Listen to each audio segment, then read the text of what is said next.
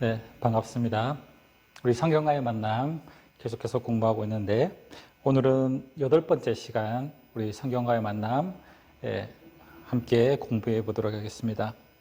오늘은 성경과의 만남 8번째 시간인데 오늘은 족장시대의 이 아브라함, 믿음의 조상 아브라함에 대해서 우리 살펴보도록 하겠습니다. 오늘 아브라함의 내용은 이 창세기 12장부터 23장까지의 내용이 이 아브라함에 관한 내용입니다. 이 시나이 평지에, 그렇죠. 시나이 평지에서 이 인간의 죄악 때문에 인간이 이 바벨탑을 쌓기 시작하죠. 하나님까지 높아지려고 하는 이 마음들, 그 죄악된 마음으로 이 바벨탑을 쌓기 시작하는데 그 죄악된 장소에서 한 사람을 선택하시죠. 바로 아브라함입니다. 이 아브라함을 하나님께서 만나 주시죠. 그로부터 이제 아브라함으로부터 족장시대의 이 이야기가 시작되고 있습니다. 왜 하나님은 이 아브라함을 선택했을까? 우리는 지금부터 이 아브라함에 대해서 아브라함이 어떻게 믿음의 조상이 될 수 있었는지에 대해서 한번 우리 같이 공부해 보도록 하겠습니다. 왜 하필 이 아브라함을 믿음의 조상으로 하나님께서는 세워주셨을까요?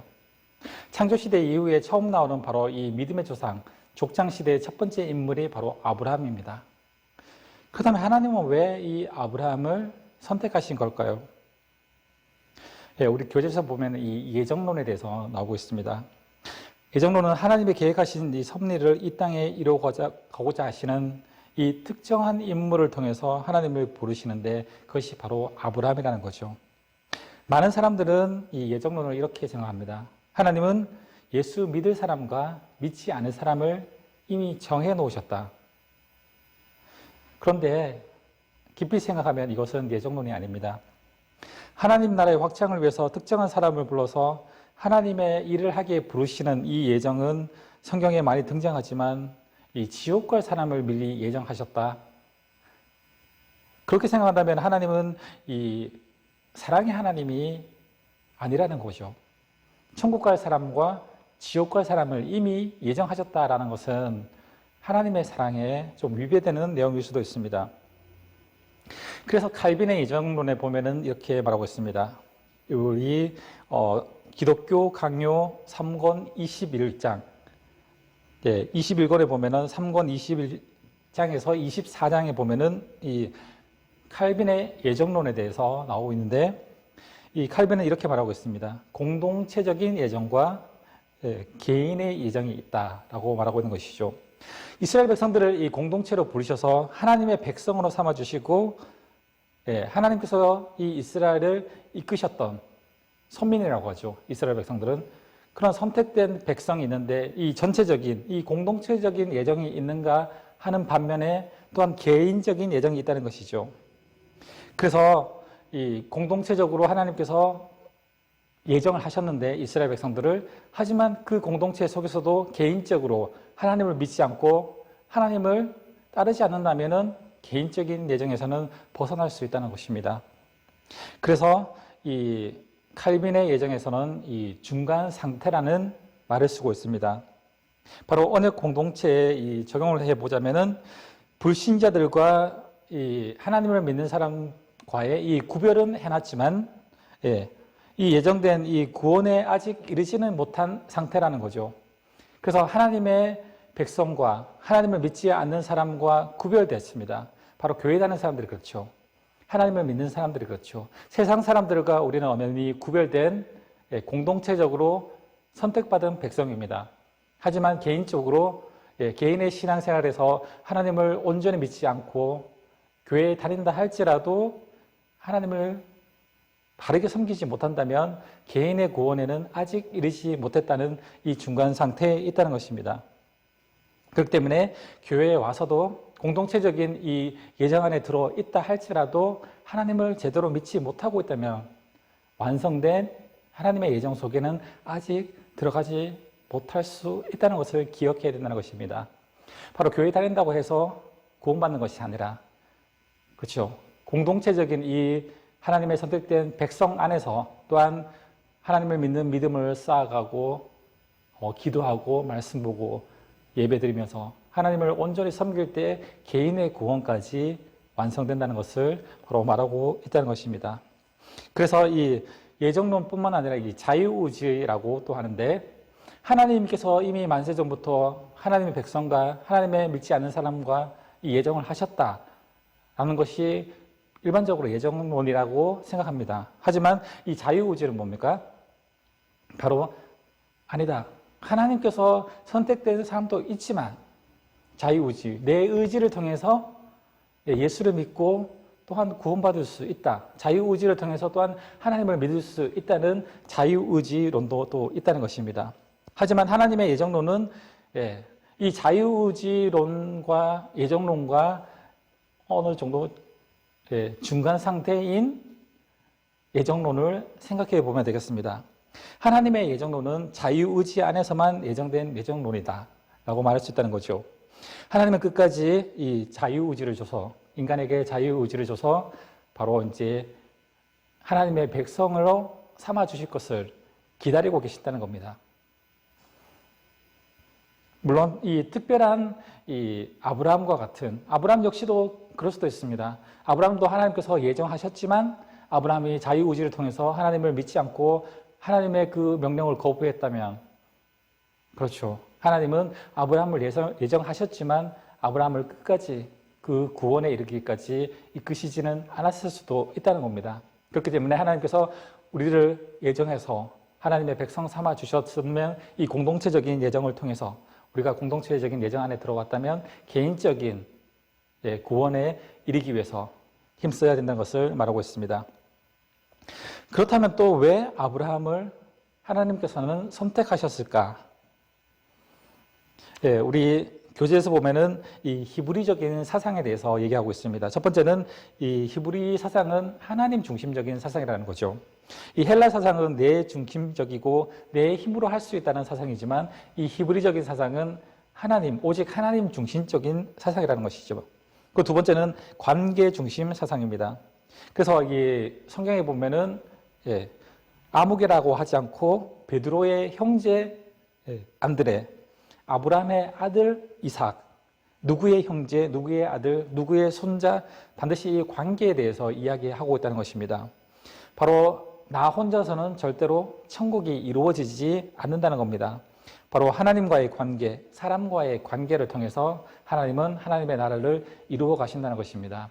바로 하나님은 이 땅에 하나님의 나라를 세울 수도, 혼자서 단독적으로 세울 수도 있겠지만 바로 아브라함이라는 사람을 통해서 하나님은 하나님과 아브라함의 이 사람과의 관계를 통해서 바로 하나님은 하나님의 일을 하신다는 것입니다. 그리고 세 번째는 체험 중심적이다라고 말하고 있는데, 이성적 이해가 아니라 체험을 통한 믿음. 바로 아브라함이 그렇죠. 이 헬라 사상은 어떻습니까? 헬라 사상은 냉철하게 이성 중심적인 사상입니다.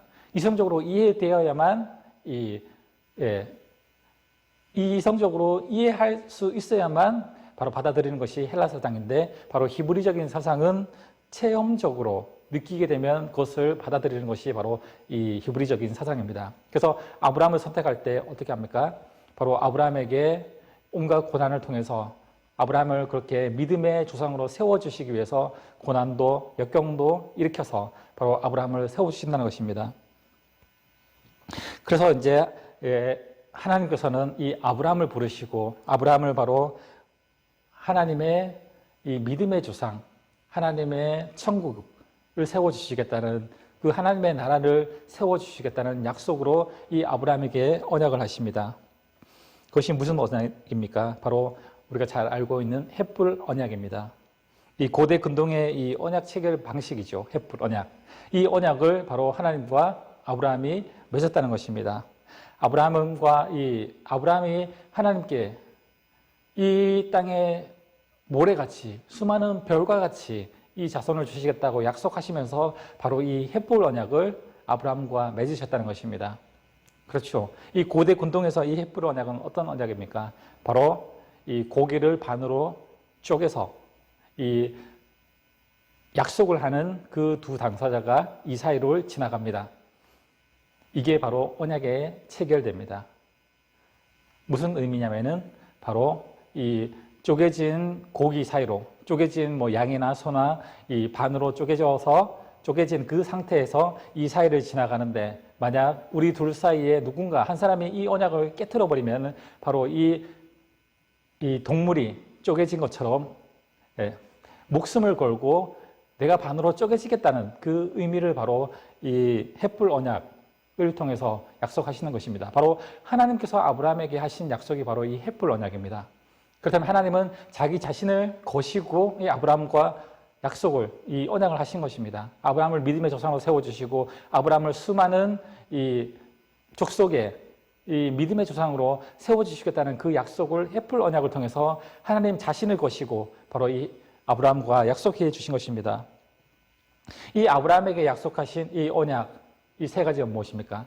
바로 나라를 이루는 세 가지 요소라는 것이죠. 우리가 초등학교 때 사회 시간에 배웠을지 모르겠지만은 한번 생각해 보겠습니다. 이 국가의 3대 요소가 무엇일까요? 국가의 3대 요소는 첫 번째 영토, 그리고 국민, 그리고 주권이죠. 바로 하나님의 나라를 세워주시겠다는 이 아브라함에게 약속하시면서 하나님은 이 세 가지 국가의 3대 요소를 바로 아브라함에게 약속하십니다. 첫 번째 영토가 무엇입니까? 애굽 하수부터 유브라데까지 눈에 보이는 모든 땅을 아브라함에게 주시겠다고 약속하십니다. 두 번째는 뭐죠? 국민을 약속하십니다. 이 국민은 하늘의 별같이 바다의 모래같이 땅의 티끌같이 셀 수 없는 수많은 민족을 주시겠다는 이 국민을 약속하십니다. 그리고 이 국가의 3대 요소의 마지막은 뭡니까? 바로 주권이죠. 주권은 바로 임마누엘의 하나님이 되어주신다는 약속입니다. 하나님이 이 바로 아브라함에게 주인이 되어주신다는 약속, 바로 주권. 그 약속을, 이 세 가지 약속을 하시면서 아브라함을 통해서 하나님의 나라를 세우시겠다는 약속을 하셨다는 것입니다. 이 하나님과 아브라함의 언약은 한 번만 나오는 것이 아니라 바로 창세기 12장, 13장, 그리고 15장, 17장에 이어서 계속해서 반복해서 말씀하십니다. 바로 아브라함에게 확신 있는 믿음을 주시기 위해서 하나님의 배려의 모습이었다는 것입니다. 아브라함은 어떻습니까? 아브라함의 생애는 자신을 벗는 훈련의 과정, 그리고 하나님이 예정하고 훈련시키는 이 과정이 바로 아브라함의 생애였습니다. 그래서 이 아브라함은 이제 하란 땅에 있는 이 아브라함에게 하나님께서 떠나라고 하십니다. 이 갈대아 우르에서 이들의 가족을 부르시고 또 하란에서 또 아브라함을 또 이동하시라고 말씀하십니다. 창세기 12장 1절에 보면은 너는 너의 고향과 친척과 아벨 집을 떠나서 내가 내게 보여줄 땅으로 가라 라고 말씀하고 있습니다. 그래서 아브라함은 75세에 이 하란을 떠나게 됩니다. 그래서 아브라함이 하란을 떠나서 도착한 곳이 바로 이 세겜 땅에 있는 작은 동네 모래에 있는 상수리 나무 바로 아래였다고 말씀하고 있습니다. 그리고 그곳에서 단을 쌓고 하나님께 예배를 드렸다고 말씀하고 있습니다. 그래서 아브라함은 세겜에서 이제 점점 남쪽으로 이동하죠. 그리고 하나님께서 약속하신 이 가나안 땅, 아브라함은 처음으로 이 족장 시대의 첫 인물로 가나안 땅에 들어가게 됩니다.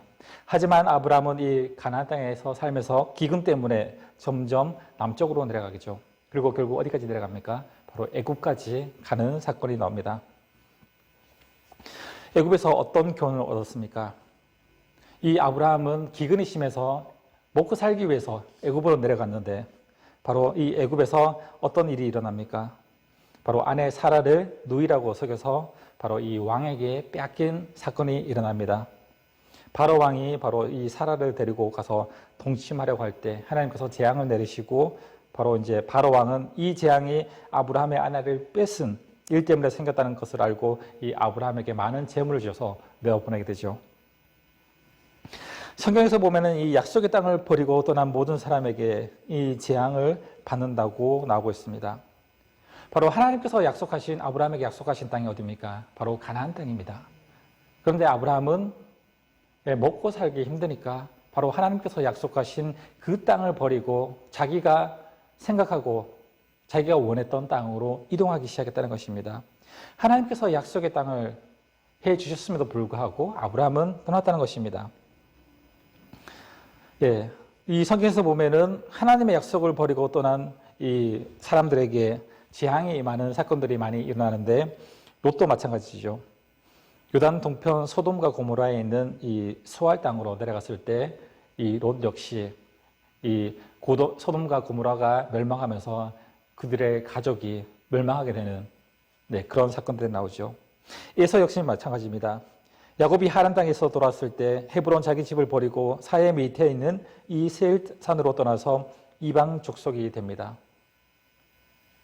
나오미의 남편 어떻습니까? 이 룻의 시아버지죠. 기근이 들자 두 아들을 데리고 이 베들레헴을 떠나서 옆나라 모압 땅에 갔다가 죽게 되죠. 그리고 두 아들마저 죽게 되자 나오미와 두 며느리는 이 가부가 되는 사건. 하나님께서 약속하신 그 땅을 버리고 하나님께서 분명히 그 땅을 약속해 주셨음에도 불구하고 자신의 생각과 자신의 이 생각과 판단으로 인해서 더 좋은 땅을 찾았을 때 바로 이런 멸망의 사건들이 일어나게 된다는 것이죠. 우리가 잘 알고 있는 요나 선지자도 마찬가지죠. 니느웨에 가서 말씀을 전하라는 이 하나님의 명령에 불순종할 때 바로 이 요나는 고래 뱃속에 들어가는 그런 고난을 겪게 된다는 것입니다. 그래서 아브라함이 이 기근으로 애굽에 내려가서 아브라함이 겪은 깨달음이 무엇일까요? 바로 하나님이 약속하신 땅을 떠나서는 안 된다는 것입니다. 바로 하나님께서 나라를 세워 주시기 위해서 국가를 만드시기 위해서 약속하신 세 가지 영토, 국민, 주권 이 세 가지를 떠나지 말라는 것입니다. 그래서 하나님이 자기에게 주신 약속이 진실로 자신의 삶 가운데 일어나고 있다는 것을 기억해야 된다는 것입니다. 그래서 하나님은 아브라함에게 하나님의 나라를 세워주시겠다는 이 약속을 하십니다. 하나님의 나라가 뭘까요? 바로 천국이죠. 그래서 이 신학에서는 신학 용어로 천국의 의미를 이렇게 말합니다. 천국은 이미와 아직의 사이다. 우리가 예수 그리스도를 믿음으로 이미 천국은 우리에게 임하셨습니다. 그렇죠. 우리가 예수 그리스도를 믿는 사람들이 있는 곳이 바로 천국입니다. 하나님을 믿는 사람들이 점점 확장되어질 때, 점점 많아질 때 그곳이 천국이 되어집니다. 바로 나라의, 국가의 3대 요소처럼 영토, 국민, 주권. 그렇죠. 영토. 이 교회처럼 이 땅, 함께 모이는 이 교회라는 공간, 영토, 국민, 하나님을 믿는 백성들, 예수 그리스도를 믿는 사람들의 이 성도들이 있는 곳, 바로 하나님의 나라가 있는 곳이 바로 국민, 그리고 주권. 그렇죠. 우리의 주권이 누구이겠습니까? 예수 그리스도를 믿기 전에는 바로 내 인생을 판단을 내가 하죠. 내 인생의 모든 결정은 내가 합니다. 그러면 주권이 나에게 있죠. 내가 왕이었습니다. 내가 판단하고 내가 결정했습니다. 내 인생을. 하지만 이제 하나님을 믿고 주권이 바뀌었다는 거죠. 우리의 삶의 주권은 바로 하나님께 있다는 겁니다. 그래서 우리는 하나님의 백성이 되고 하나님은 우리의 왕이 되신다는 것이죠. 그래서 하나님의 다스림, 우리의 삶을 다스릴 때 바로 우리의 삶은 하나님의 나라, 천국이 된다는 겁니다. 이미 우리에게 예수 그리스도를 믿는 사람들로 통해서 이미 이루어진 천국입니다. 그러나 아직, 그렇죠. 아직 완성되지 않은 것이 천국이라는 것이죠. 완성은 언제 됩니까? 우리가 죽고 난 이후 바로 우리가 천국에 가는 그날 완성된 천국이 이루어진다는 것입니다. 그래서 천국은 이미와 아직의 사이에 있다고 할 수 있습니다. 12장에서 이제 하나님께서 아브라함을 부르시고 이제 13장에 넘어가면은 창세기 13장에는 이 롯과 아브라함이 이별하는 장면이 나옵니다. 왜 이별을 했을까요? 아브라함과 이 롯의 목자들이 이 양을 가지고 서로 다투는 일 때문에 바로 이제 아브라함과 롯은 헤어질 수밖에 없었습니다. 아브라함은 롯에게 선택권을 주죠. 롯은 이 애굽에 내려갔을 때, 이 기근 때문에 애굽에 내려갔을 때 이 넘실거리는 이 나일강 그리고 풍성한 먹을 것을 보았습니다. 그래서 요단강 건너편에 보이는 수알 땅, 물이 많은 곳을 선택해서 바로 이 아브라함은 소돔과 고모라를 선택해서 그 땅으로 갑니다. 창세기 14장에 이어지는 내용은 바로 이제 시날 왕을 비롯한 북방 왕들이 이제 요단강 남쪽으로 진격해서 남방의 왕들을 포로로 삼고 이 재산을 탈취하는 사건이 일어납니다. 그런데 소돔과 고모라 왕도 잡혀갑니다. 그러면 어떻습니까? 소돔과 고모라에 살고 있던 이 아브라함의 조카 롯 역시 포로로 끌려갔다는 것입니다. 그래서 아브라함은 바로 조카 롯을 구하기 위해서 자기 318명의 용사를 데리고 와서 이 북방왕을 추적하고 바로 이 죽음을 무릅쓰고 이 롯을 구해 온다는 거죠. 그 후에 이제 아브라함은 이 헤브론에 정착하게 됩니다. 헤브론은 어떤 땅입니까? 매우 척박한 땅이지만 아브라함과 이삭과 야곱의 근거지가 되는 구약의 아주 중요한 땅이 이 헤브론 땅입니다. 다윗은 통일 왕국의 이 왕이 되기 전에 사울 왕의 이 칼을 피해서 13년을 도망 다니다가 이 헤브론에서 유다 지파의 왕이 되었습니다. 헤브론은 이스라엘 백성이 가나안 땅을 정복한 다음 갈렙이 하나님의 기업으로 받은 이 땅이기도 한 곳이 바로 이 헤브론 땅입니다. 네, 아주 중요한 땅이죠. 바로 아브라함이 여기에 정착하게 됩니다. 그리고 이어지는 이 창세기 15장에는 바로 아브라함이 소돔과 고모라의 왕이 이 바친 모든 재물을 거절하고 이제 헤브론 장막에서 거처를 마련하게 됩니다. 그런데 갑자기 무서워지기 시작했다는 것입니다. 왜 그럴까요? 하나님의 은혜로 이 318명을 데리고 이 북방 왕들을 물리치셨지만 언제 이 북방 왕들의 이 세력들이 자기를 쳐들어올지 모른다는 이 두려움 때문에 이 아브라함은 걱정하기 시작했다는 것입니다. 그때 하나님께서 또 아브라함을 안심시키십니다. 창세기 15장에서 나오는 첫 번째 내용, 15장 1절 말씀입니다. 하나님이 아브라함에게 이렇게 말씀하십니다. 나는 내 방패요 너의 지극히 큰 상급이다. 그런데 아브라함은 오히려 불평을 합니다. 왜 그랬을까요? 하나님께서 약속한 시간이 10년이 지났는데도 아직 자식이 한 명도 없다는 것입니다. 하나님께서 분명히 큰 민족을 이루겠다고 약속해 주셨는데 내 씨로부터 바로 민족을 세워주시겠다고 약속했는데 아브라함에게는 아직 자식이 한 명도 없다는 것입니다. 하나님이 약속한 시간이 지났는데 왜 나에게 이런 시련을 주십니까? 이것이 나에게 하나님께서 주시는 상급이 과연 무엇입니까? 라고 하나님께 말하고 있습니다. 나이가 85세가 되었으며 이제 아내는 임신할 수 없는 할머니가 되었습니다. 그때 아브라함에게 하나님은 다시 말씀하십니다. 민족에 대한 언약을 재확신시켜 주시죠. 하늘을 우러러보라. 이 무뼈를 셀 수 있는가 보라. 또 그에게 이르시되 내 자손이 이와 같으리라 라고 말씀하십니다.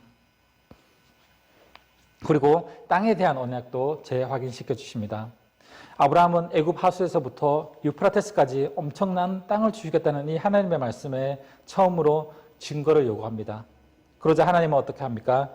또 바로 이 헷불 언약을 통해서 이 아브라함에게 언약을 해주십니다. 헷불 언약이 뭐라고 했습니까? 바로 이 재물을 반으로 가르고 그 사이에 헷불을 가지고 지나갑니다. 하나님과 아브라함의 언약이 체결되는 순간입니다. 하나님께서 아브라함에게 이 헷불 언약을 통해서 내가 나의 이 말한 이 말을 지키지 않으면은 바로 이 재물이 쪼개지는 것처럼 나를 반으로 쪼개서 나를 죽이겠다는 이 약속을 하셨음에도 불구하고 아브라함은 아직 믿지 못하고 있다는 것입니다. 그래서 아브라함은 어떻게 합니까? 하나님의 이 약속에도 불구하고 아브라함은 창세기 16장에 보면은 아브라함이 실수를 합니다. 어떤 실수를 합니까? 분명히 창세기 15장 4절에서 내 몸에서 날짜를 바로 하나님께서 민족으로 세워주겠다고 약속했는데 하지만 아브라함의 아내 사라는 그것을 믿지 않았습니다. 그래서 어떻게 하죠? 종 하갈을 통해서 이 아들을 낳게 합니다. 아브라함의 아들을 낳은 종 하갈은 어떻습니까? 기세가 등등해서 이 사라를 무시하게 되죠. 그래서 이를 견디지 못하고 사라가 하갈을 쫓아냅니다. 그래서 이 하갈은 광야에서 헤맬 때 하나님의 사자를 만나는데 그래서 다시 힘을 얻고 이 아브라함에게 돌아옵니다. 이 하갈의 아들 누굽니까? 우리가 잘 알고 있는 이스마엘이죠. 이스마엘의 이름의 뜻이 바로 하나님의 은총을 받은 자라는 뜻인데 이 아브라함의 실수를 통해서 아브라함의 실수인 이 첫 번째 아들 이스마엘을 통해서 아브라함의 후손들은 고통을 겪는 일이 일어납니다. 이스마엘이 태어났을 때 하나님은 이 이스마엘에게 가나안 동편에 거하라고 말씀하십니다. 가나안 동편이 어디입니까? 그렇죠. 바로 우리가 잘 알고 있는 땅 오른쪽 부분이 가나안 땅이죠. 닭다리 왼쪽 부분이죠. 그렇죠. 그러니까 가나안 동편이면은 요단강 오른쪽 편이 바로 가나안 동편 쪽입니다. 가나안 동편은 오늘날 이 지역의 바로 사우디 지역이 바로 이 가나안 동편 지역입니다. 그런데 이 이스마엘의 후손이 이 가나안 동편에서 계속해서 번식하고 번성하고 그리고 후손들이 내려오는데 바로 이 사우디 땅에서 어떤 사건이 일어납니까? 우리 세계사적으로 잘 알고 있는 사건입니다. AD 7세기 무렵 바로 이슬람의 종교, 이슬람의 종교 창시자 마호메트가 바로 태어나는 곳이 바로 이 사우디죠. 이 이슬람의 창시자 마호메트가 바로 이스마엘의 후손이라는 겁니다. 바로 하나님께서는 하나님의 백성, 하나님께서 아브라함을 통해서 내 몸에서 난 자, 그를 통해서 하나님의 나라를 세우시겠다고 약속하셨음에도 불구하고 아브라함과 사는 그 하나님의 약속, 햇불 언약을 하셨음에도 믿지 못하고 바로 자기 자신의 인간의 생각으로 자식을 낳았을 때 바로 그 자식은 바로 아브라함의 후손인 하나님의 선택된 민족, 선민과 바로 대립되는 관계인 이슬람 종교라는 바로 그 종교를 통해서 지금 이 시대를 보면 어떻습니까? 이슬람과 기독교 그리고 유대교뿐만 아니라 많은 종교를 위협하는 종교가 되었습니다. 바로 이것은 아브라함의 실수를 통해서 이루어지는 후대의 벌이었다고 할 수 있습니다. 이어지는 창세기 18장 16절에서 19장에 보면은 이 소돔과 고모라의 사건이 이어지죠. 그래서 하나님은 이 소돔과 고모라의 죄악이 너무나 커서 이들을 심판하시겠다고 약속하십니다. 이들을 심판하시겠다고 말씀하시는데 바로 아브라함은 이 조카 롯이 여기에 살고 있기 때문에 이 롯을 위해서 중보기도를 합니다. 그리고 하나님께 이렇게 말합니다. 이 소돔과 고모라에 의인 50명이 있으면 이곳을 멸망시키겠습니까? 아브라함은 하나님께 협상하듯이 이렇게 얘기하죠. 그러니까 하나님은 의인 50명이 있으면 멸망하지 않겠다라고 말하는데 아브라함은 또 협상합니다. 그렇다면 45명이 있으면 멸망시키겠습니까? 계속대로 가죠. 40명이 있으면 멸망시키겠습니까? 35명이 있으면 멸망시키겠습니까? 그리고 마지막에는 어떻습니까? 의인 10명이 있으면 이 소돔과 고모라를 멸망시키겠습니까? 하나님 말씀하시죠. 의인 10명이 있다고 하더라도 멸망시키지 않겠다. 바로 소돔과 고모라는 이 의인 10명이 없어서 멸망을 당했다는 것입니다. 그래서 이 아브라함의 중보기도를 통해서 소돔과 고모라는 멸망했지만 바로 이 롯은 바로 이 아브라함의 중보기도를 통해서 이 생명을 살게 되었습니다. 이 소돔과 고모라에서 유일하게 생존한 인물이 누굽니까? 바로 롯의 가족이죠. 롯과 그의 두 딸. 부인은 도망쳐 나오면서 뒤를 돌아봐서 소금 기둥이 튀어서 롯의 부인은 나오지 못했죠. 그래서 이 롯의 두 딸이 이제 아버지의 부인이 없으니까 대를 잇지 못한다는 생각에 어떤 일이 일어납니까? 바로 부도덕한 일을 저지르게 됩니다. 두 딸이 아버지에게 술을 먹여서 첫째 날엔 큰 딸이 아버지와 동침하고 둘째 날은 작은 딸이 아버지와 동침해서 자손을 만듭니다. 이들이 누굽니까? 바로 모압과 암몬입니다.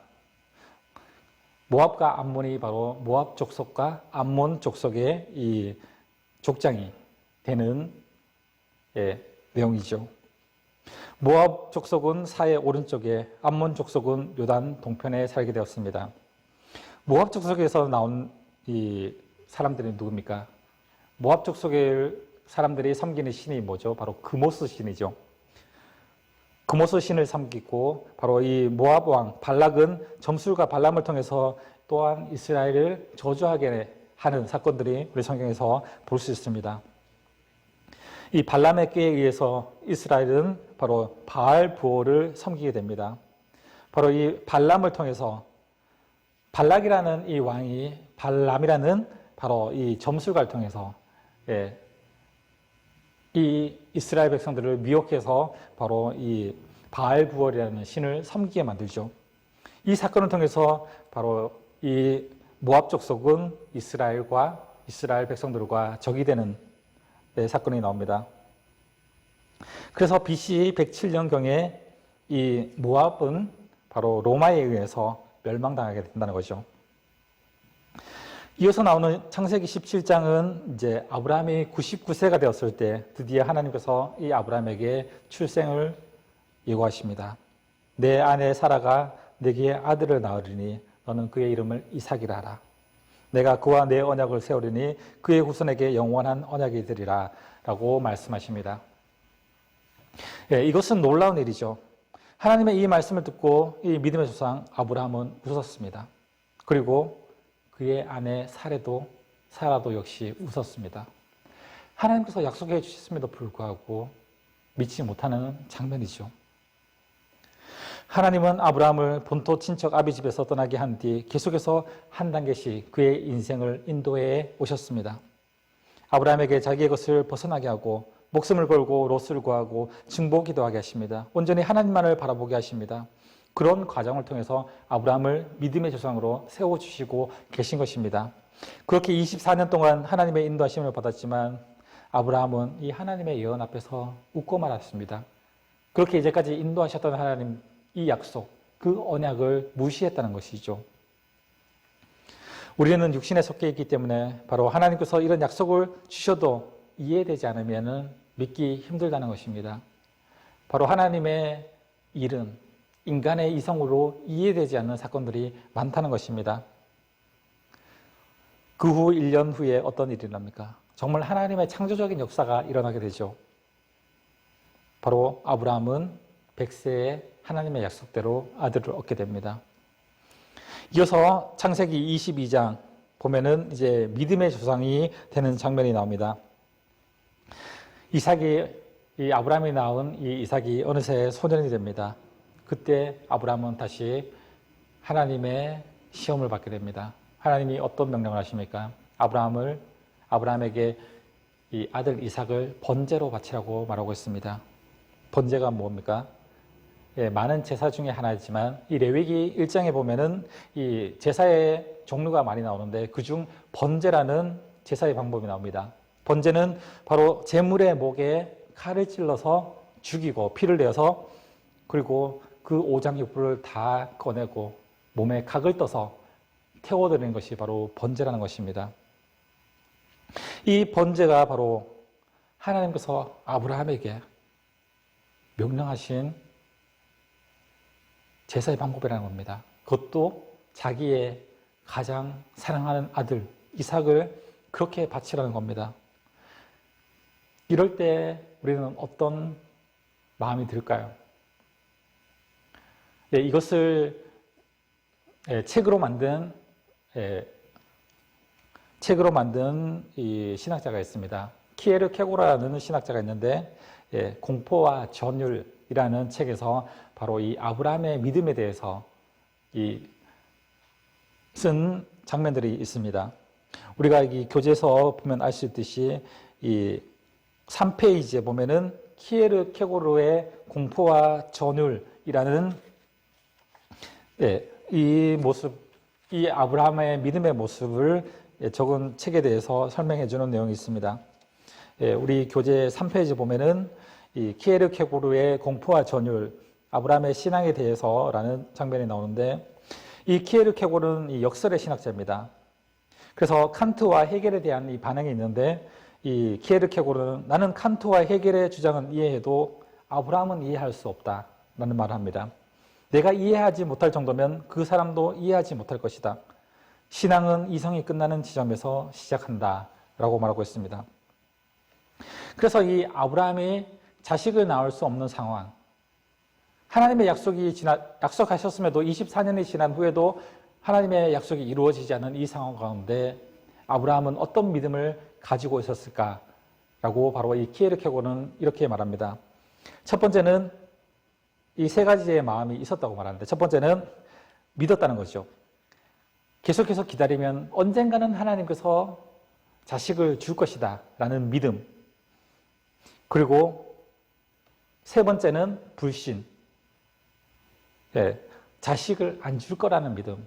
내가 이렇게 나이가 많아서 이미 이제 자식을 낳을 나이가 지났기 때문에 나에게는 자식이 없을 것이라는, 하나님이 자식을 안 주실 것이라는 믿음.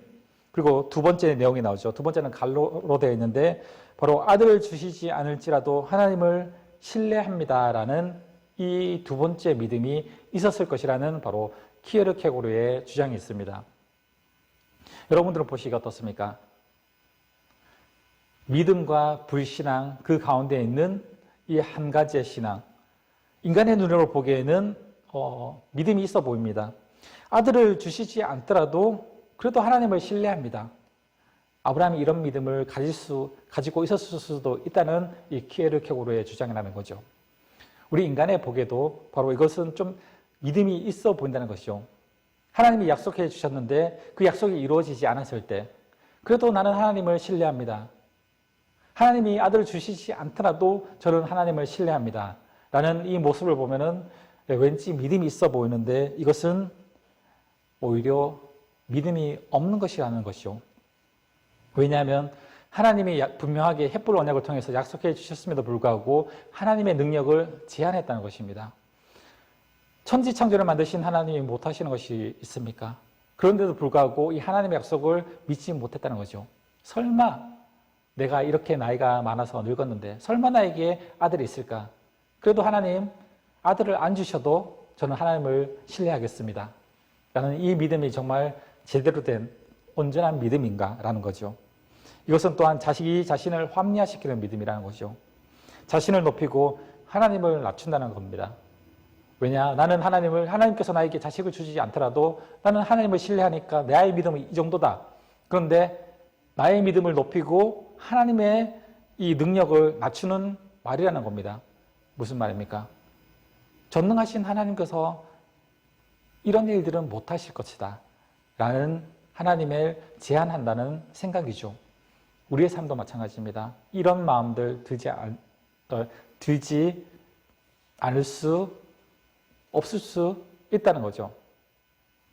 있을 수 있다는 거죠. 네.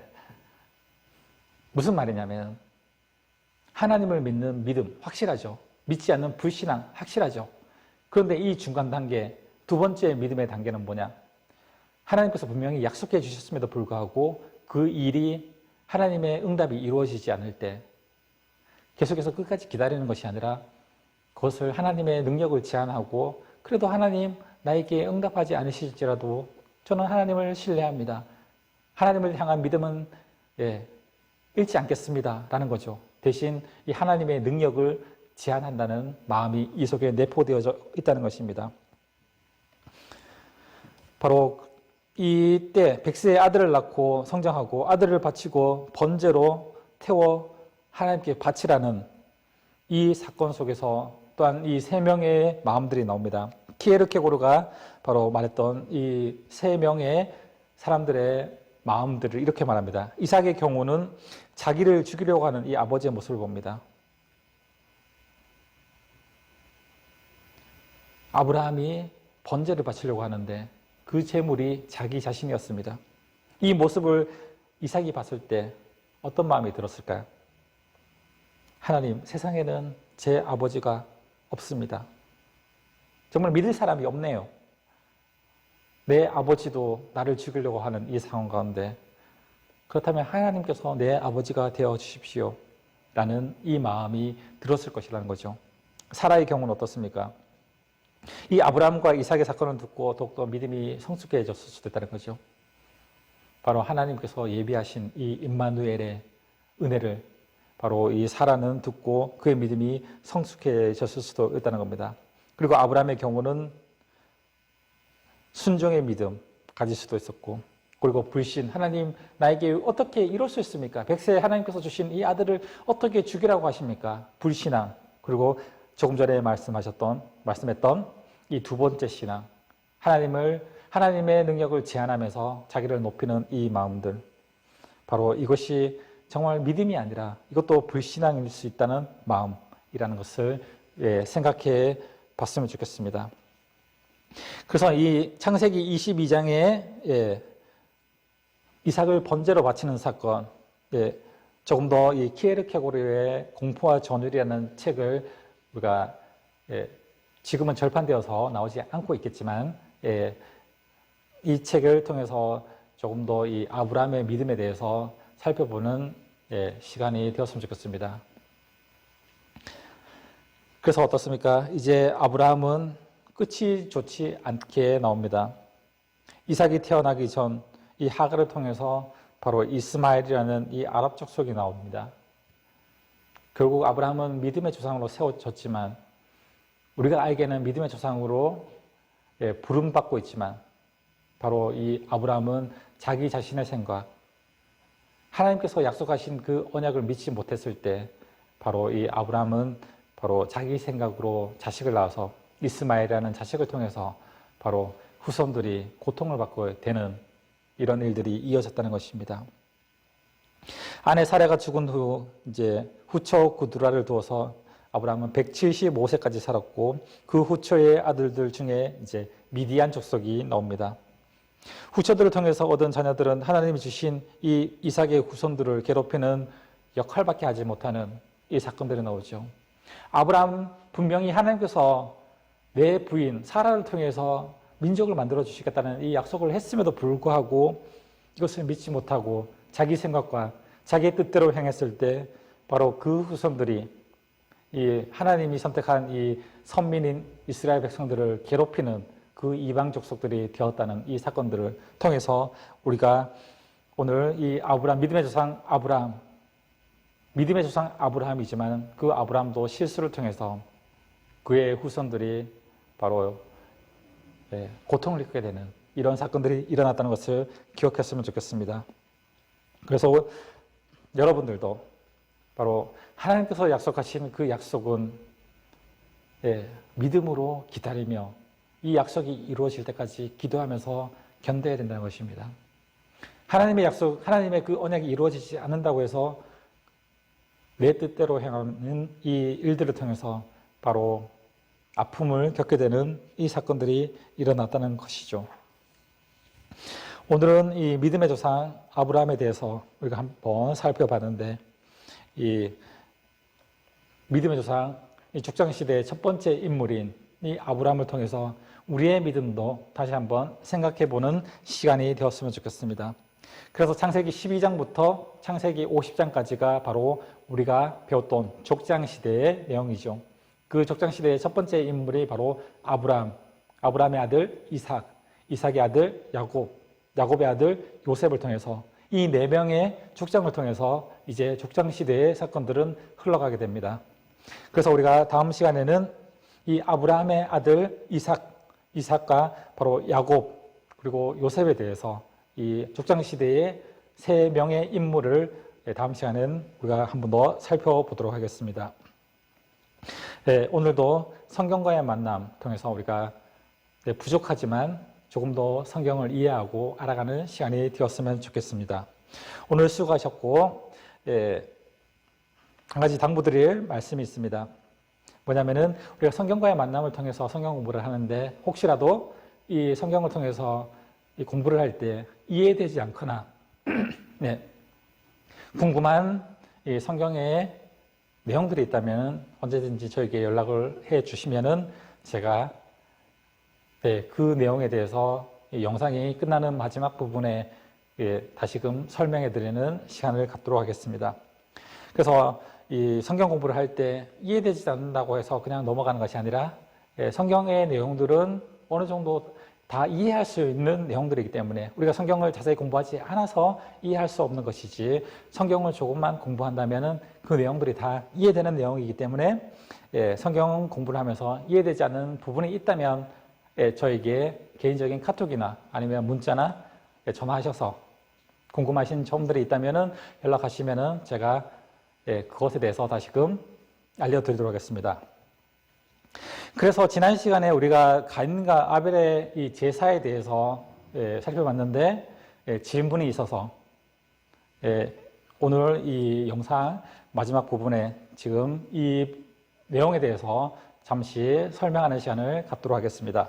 그래서 지난 시간에 우리 가인과 아벨의 제사에 대해서 조금 더 깊게, 조금 더 자세히 알려달라는 요청이 있어서 오늘 가인과 아벨의 제사에 대해서 조금만 더 살펴보도록 하겠습니다. 가인과 아벨의 제사에서 성경에서는 아벨은 믿음으로 제사를 드렸고 가인은 믿음으로 드리지 않아서 하나님께서 받지 않으셨다고 기록하고 있습니다. 지난 시간에는 이 가인의 제사가 이방인의 제사의 모습이어서 받지 않으셨다고 설명을 했는데, 이 설명이 너무나 간단해서 한쪽으로 치우칠 수 있는 설명이어서 이 부분에 대해서 조금 더 설명해 드리도록 하겠습니다. 그래서 가인과 아벨의 제사에서 우리가 조금 더 깊이 생각해 보자면은 이 세 가지로 생각할 수 있는데, 첫 번째는 창세기 4장 4절에 보면은 이 아벨의 제물에 대해서는 이 양의 첫 새끼라고 기록하고 있습니다. 처음 것을 하나님께 드렸다는 것은 구별해서 정성이 담긴 제물이었다는 것을 알 수 있다는 장면이죠. 반면에 이 가인과 아벨의 제사에서 가인의 제사는 이렇게 말하고 있습니다. 창세기 4장 3절에 보면은 그냥 땅의 소산이라고만 적혀 있다는 거죠. 아벨이 드린 제사는 양의 첫 새끼. 아벨은 양을 가축을 기르는 자였으니까 가축을 기르면서 양의 첫 새끼를 하고, 양의 가운데 첫 새끼, 그것도 가장 통실하고 가장 윤기나고 가장 건강한 양의 첫 새끼를 구별해서 하나님께 드렸다는 장면이라 거죠. 그런데 가인은 그냥 땅의 소산이라고 기록하고 있다는 거죠. 어쩌면 가인은 자기가 수확한 이 곡식 가운데 처음 것이 아닌 그냥 그중 일부를 드렸을 수도 있다는 겁니다. 구별함과 정성이 아닌 그냥 제사를 드려야 하니까 가지고 있던 자기가 수확한 그 수확물 가운데서 그냥 일부를 드렸다는 거죠. 바로 이 모습에서 우리의 예배도 마찬가지입니다. 주일을 다른 날과 구별해서 정성으로 이 날을 기다리며 준비하며 예배를 드리는 것과 그냥 주일 성수를 해야 하니까 예배를 드리는 이 모습, 이 모습의 예배를 생각해 보자면 가인과 아벨의 제사의 모습과도 같다고 할 수 있다는 겁니다. 아벨은 양의 첫 새끼, 구별해서 예배를 드리고 제사를 드렸습니다. 가인은 그냥 제사를 드려야 하니까 자기가 가지고 있는 수확물 가운데 그 일부를 가지고 제사를 드렸습니다. 우리의 예배도 가인의 예배 같지는 않은지 생각해 봐야 한다는 거죠. 주일을 거룩하게, 안식일을 거룩하게 구별해서 정성껏 하나님께 드리는 이 아벨의 모습과 같은 예배를 우리가 드리고 있는지, 아니면 그냥 주일 성수를 해야 하니까 가인과 같이 그냥 나에게 가지고 있는 그 소산물을 드리는 것처럼 내가 시간이 나니까 주일 성수를 해야 하니까 의무적으로 예배하는 이 가인의 모습처럼 예배를 하고 있지는 않은지, 그렇다면 우리가 이 가인의 예배와 같다면 우리의 예배도 하나님께서 받지 않으실 수도 있다는 것을 기억해야 한다는 거죠. 둘째로 보면은 창세기 4장 4절에서 5절에 보면 하나님께 제사를 받으시는데 받으시는 것이 하나가 아니라는 거죠. 무슨 말씀이냐? 4절에서 보면 이렇게 나옵니다. 아벨과 그의 제물을 받으시고, 또 5절에서 보면은 가인과 그의 제물은 받지 않으셨다라고 표현하고 있습니다. 하나님께서 제사를 받으실 때는 이 제물만 받으시는 것이 아니라, 제물만 보시는 것이 아니라 제물을 드리는 자의 마음을 보시고 제물도 함께 받으신다는 것입니다. 그래서 아벨의 제사라고 말하지 않고 아벨과 그의 제물을 받으셨다고 말하고 있습니다. 여기서 중요한 것은 아벨과 그의 제물에서 과라는 거죠. 아벨의 제물을 하나님께서 받으셨다는 내용이 아니라 아벨과 그의 제물을 받으셨다는 것입니다. 제물만 받으신 것이 아니라 아벨도 함께 받으셨다는 것입니다.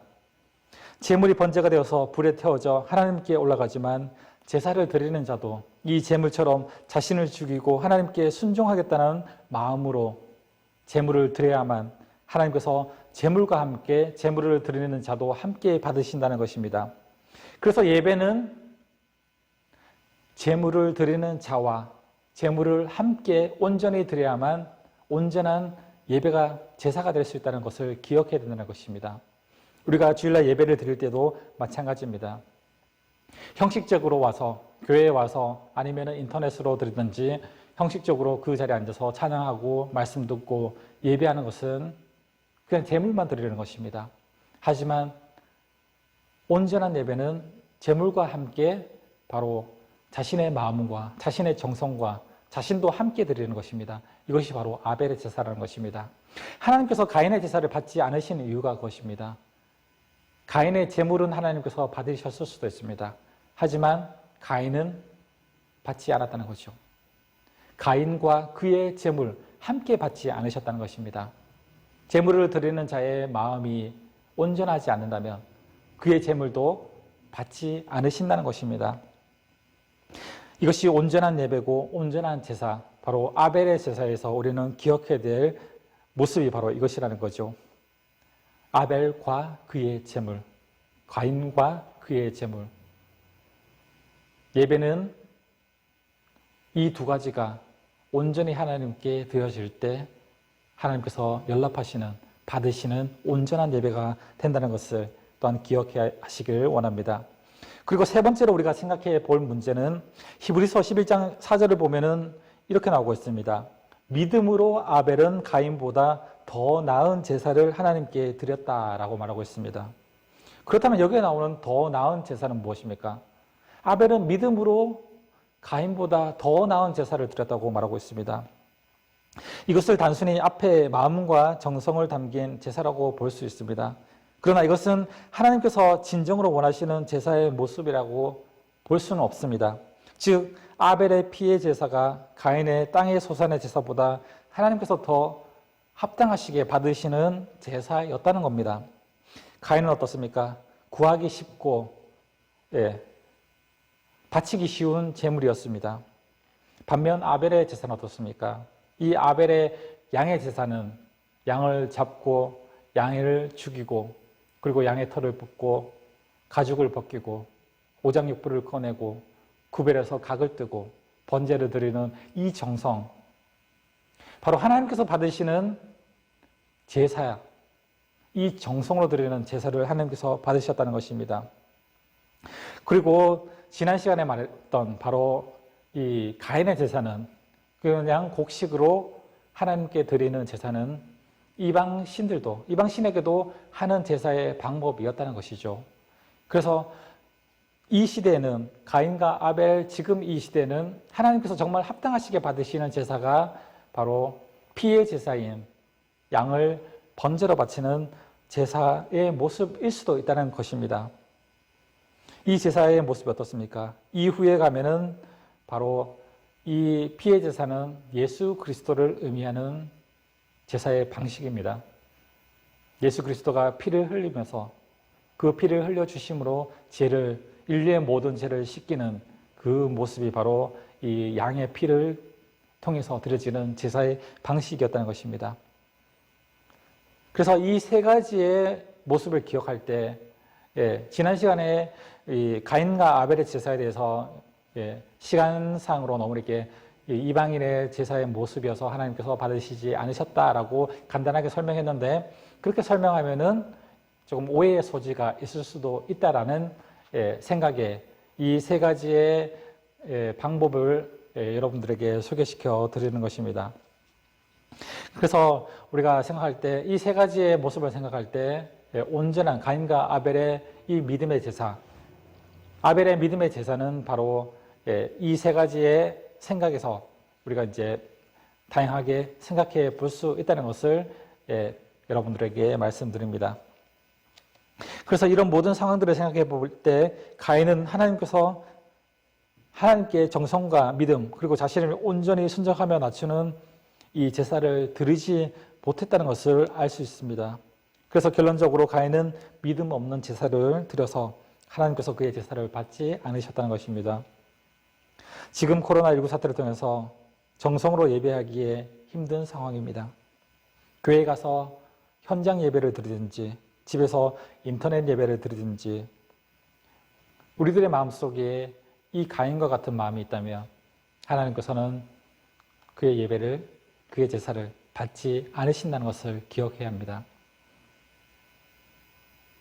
현장에서 하나님께 예배를 드릴 때든지 인터넷으로 영상 예배를 드릴 때든지 아벨처럼 정성을 다해서 하나님께 온전한 마음으로 예배를 드려야 합니다. 예배를 드리는 그 모습뿐만 아니라 예배를 드리는 자의 마음까지도 하나님께서 보신다는 거죠. 그래서 현장 예배가 중요한 이유가 바로 그것입니다. 집에서 드리면은 옷도 그냥 대충 입을 수도 있고 세수도 안 하고 머리도 안 감고 단정하지 못하게 그냥 영상으로 예배 드릴 수 있다는 거죠. 마음가짐이 달라진다는 거죠. 그래서 현장 예배를 드릴 때는 그래도 인간의 눈으로 보기에 깔끔하고 단정하게 그렇게 해서 교회에 오잖아요. 그런 마음가짐 때문에 하나님은 그 마음을 보시고 하나님은 그 예배를 받으시고 받지 않으신다는 것을 기억해야 한다는 거죠. 그래서 우리의 예배가 이 가인의 예배가 아니라 아벨의 예배가 될 수 있도록 힘쓸 수 있는 우리가 되었으면 좋겠습니다. 지난 시간에 가인과 아벨에 대해서 조금 더 설명을 원해서 이 가인과 아벨에 대한 제사 모습에 대해서 설명을 드렸습니다. 혹시라도 이 영상을 보시고 궁금한 점이 있다면 제 개인적으로 연락을 하셔서 궁금한 점을 알려주시면은 다음 시간에 영상 후반부에 그 질문에 대해서 답해 드리도록 하겠습니다. 이번 한 주간도 수고하셨고 오늘 이 성경과의 만남을 통해서 조금 더 하나님을 알아가는 하나님과의 깊은 대화를 가지는 시간이 되었으면 좋겠습니다.